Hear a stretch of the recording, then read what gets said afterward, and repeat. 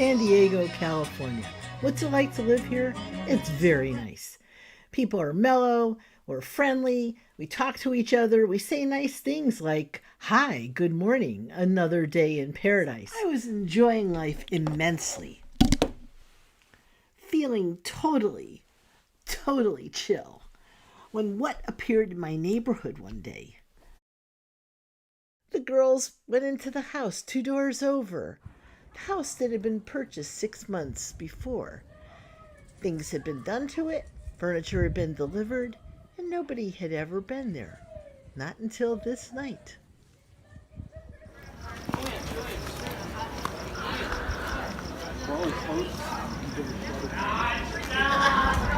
Everyone's leaving. We all got Ubers. Hi. Yes! Yes, bitch! Oh, fuck yeah! Thank God! Oh my God! My girl!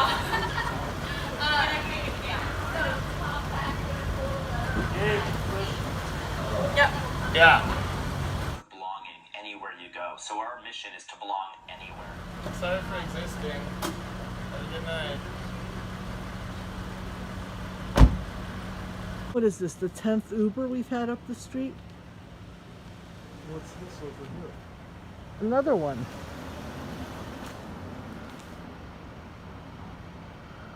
I've been living on a quiet street, a tranquil street. We rolled up the sidewalks at 9 o'clock at night. Most of the people were in bed by then. Different nights, different guests, same chaos. I found out why. San Diego did not have a short-term vacation rental ordinance because Airbnb had hired our former city attorney to be their lobbyist and advisor, and Airbnb had spent a lot of money to make sure there would not be an ordinance and regulations for many years. So the message to me and all the locals was, good luck, enjoy living in San Diego. This is going to be loud. This is going to be loud tonight after hours. Oh, Unless they all pass out. I don't think these are like the kind of pass out, do they? I don't know. Is it an all girls bridal thing, you think?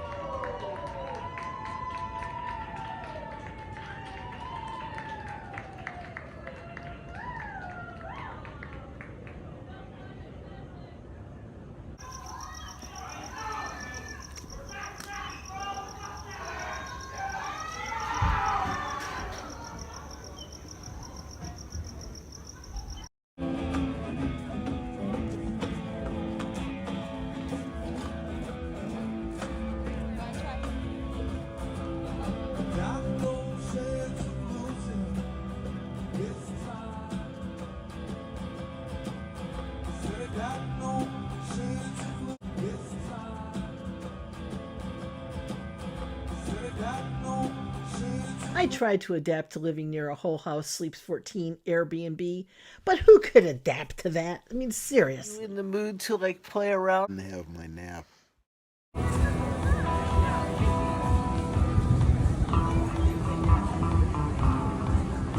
heard from our hosts. Last year, our community support wasn't where it should be. It's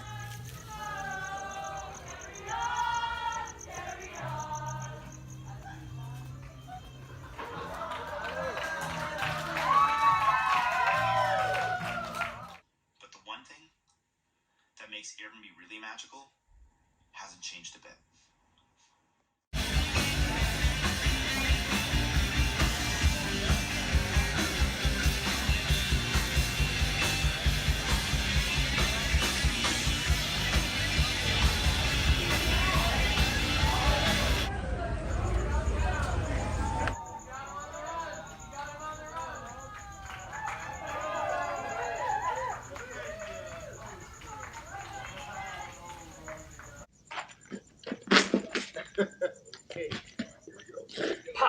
Ooh.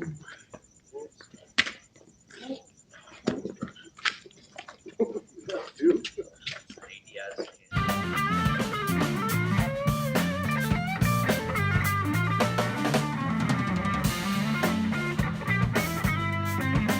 School thought, Craig Newmark's the founder of Craigslist, and I said anybody should be able to use Airbnb You didn't have to apply. If you wanted to rent your place, you can rent your place. You're so great. Oh, I am so delighted when people book my place. Oh, they come. They're so surprised to meet me. I think they're expecting somebody old and weird. They write great reviews. I even offer them cookies. I say, write me a good review and you can have a whole bag of cookies. Don't tell anybody that. Especially don't tell my neighbors because they're doing Airbnb too and I don't want them to get my customers. You know how that is. But there were people who rented on Airbnb not because they believed in the values, but because they realized they can make a lot of money renting their home. And not everyone really was a great culture fit. And these people actually did cause us a lot of problems. So that was actually a bit of a lesson for me. And I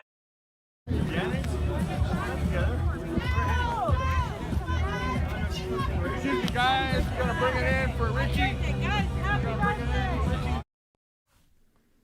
The weather, the sunsets remained the same, but I now felt like I was living next to a frat house, an unsupervised low-end hotel, a bar, and a theme park all rolled into one.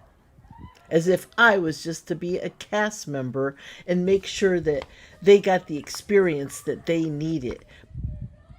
One night I went over when there was a large party going on, and I knocked on the door. Eventually, a young man opened it. He said, "Yeah?" And I said, "Hi, I'm one of the neighbors. It's late. You're very noisy. Could you possibly tone it down?" And he looked at me as if I were crazy. And he said, "Lady, we paid to be here. We're not breaking any laws. We have as much right to be here as you do. The city and Airbnb want us here. So I suggest you mind your own business and go home." And then he closed the door. And I was left standing there going, whoa. I'll be quiet. I'll stay out of your way. And I namaste'd myself back into my house and played this. The lack of support, the lack of caring made us feel like we didn't belong in our own neighborhood anymore. We didn't belong in our own community. The Airbnb guests were more important.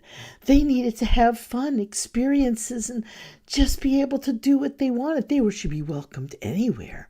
The neighbors didn't count as much. No, with nobody from Airbnb, the host, all ignoring us, we were being treated like skunks. Go away, skunks, go away.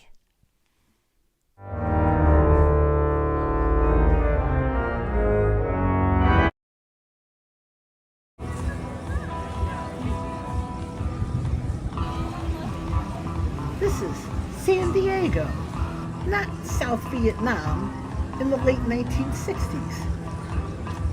There had to be something that could fix this problem. The gorillas and breaking their willpower. Talked to a couple more of the surfers. I said, "Dude, everything's fine. The city's doing it to make it better." I went, "Good. Yeah, I like that. That made me happy. Sure. I'll call up the city and see if that's their plan, and then I'll be so happy." "Hello, City Hall. This is Toots. Can you tell me what the big plan is? You know, the one that's going to make me really happy." Big rabbit hole and find out what's really going on. That individuals should be able to host their primary home to keep up with the cost of living.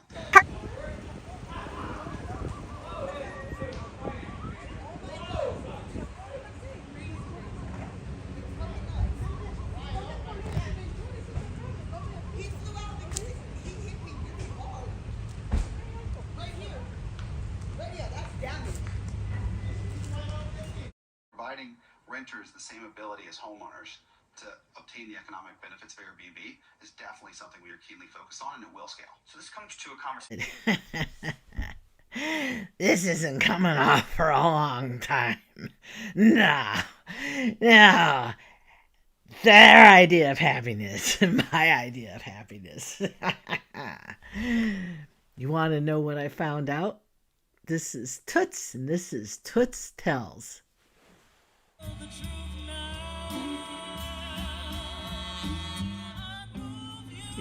Toots, you're going to need this. You're going to need it a lot. Oh, the city's got a big plan. We don't have any rules or regulations for short-term vacation rentals in San Diego, but we will in just 2 years. It's only 2 more years. That's what the city officials said to me. How am I supposed to be happy? 2 years?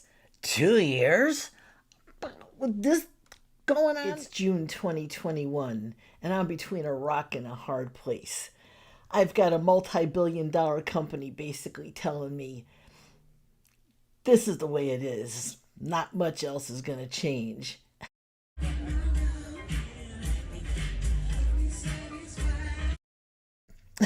So now I go, Toots, you're not going to win this war. You can't win this war. They're bigger, they're richer, they've got power, they're connected in Washington, they've got lobbyists, they've got everything. You're just one lady in a neighborhood going, wah, wah, wah. What are you going to do, Toots? What are you going to do? I found out I can't trust Brian Chesky. No! It's like he belongs in the same category as when Lyndon Johnson campaigned as a dove and then became a hawk and put 550,000 Americans in Vietnam. Yeah.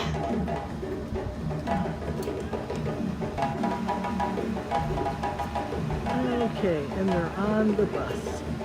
This is Saturday night. Chesky tells everyone he's making the world better. Oh yeah, he's ending loneliness. Oh.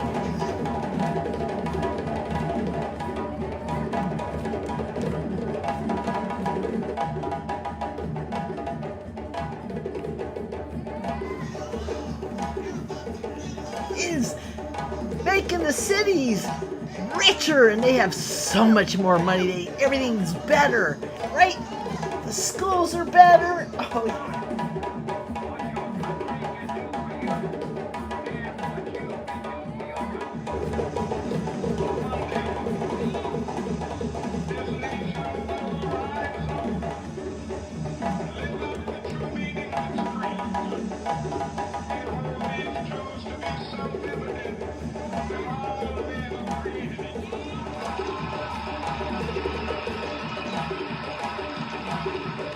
Space, and we have all been very fortunate with the tailwinds of this flexible living. Can you give an example?